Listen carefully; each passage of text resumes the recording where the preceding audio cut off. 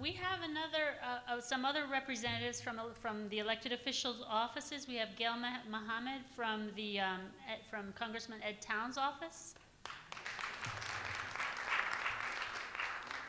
We have Deborah Dillon from the Office of the State Controller. We have Joan Eastman from Senator Velma Montgomery's office.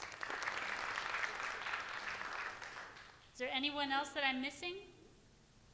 Okay, just wanted to recognize, because we get a lot of support from our elected officials, and we've really, between statewide and Brooklyn-wide, we've always developed very, very good relationships with the elected officials' offices in order to get what we need for seniors. Now, one of the things that Joan was saying, getting back to the report, you know, a lot of people, when I was explaining, this has been a whole year process, and a lot of people, when they were wondering what the Economic Security Index was, and they said, well, we have a federal poverty level. I said, oh no, that federal poverty level has nothing to do with the needs of seniors. It really does not represent, especially something going on here in, you know, what the expenses are here in New York City. The federal poverty level is to identify what poverty is, while the Economic Security Index is something that we use. It's going to be a tool that we'll use to make sure that seniors are stable and able to stay in the community. So it's a big difference. And I just wanted to point that out. And with that, I'll bring Alison Gottlieb from the University of Massachusetts, Boston.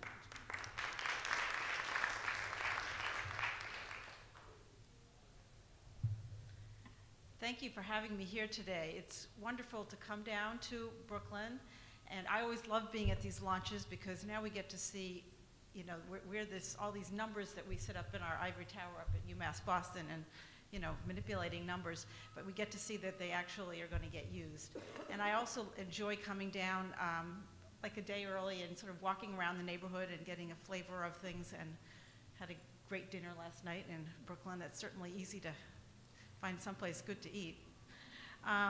So I also want to thank my colleagues Jan Muchler and Ellen Bruce up at UMass Boston for working on this project. Okay, so how much does it cost for New York elders to age in place with dignity? So the Elder Economic Security Standard Index for New York, tabulated by the Gerontology Institute at the University of Massachusetts, Boston, in collaboration with Wider Opportunities for Women, provides the answer to this question. The goals of the Elder Index are to measure the cost of living for older adults in today's economy who are aging in place in their own homes, and to show how these costs vary from county to county within states. The New York Elder Index fills a gap in knowledge about the real cost of aging in place.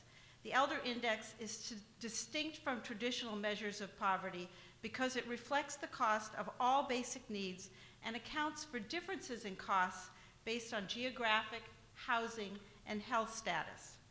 The New York Elder Index reflects market costs of housing, food, transportation, healthcare, and miscellaneous costs for people aged 65 or older.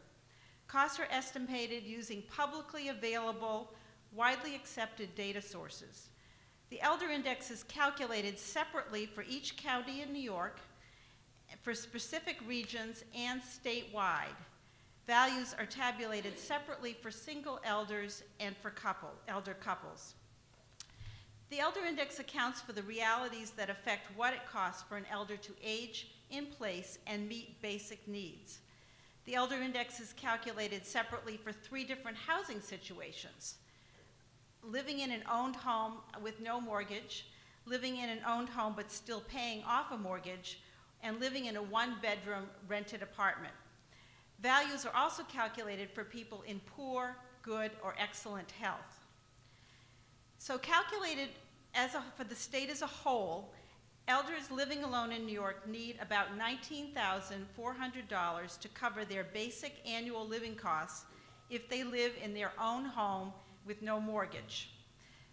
The Elder Index shows that costs vary across the state depending on the county that people live in, as you'll find in the Elder Index report, which is what we're releasing today. This shows the costs for each county as well as some statewide regions and the state as a whole.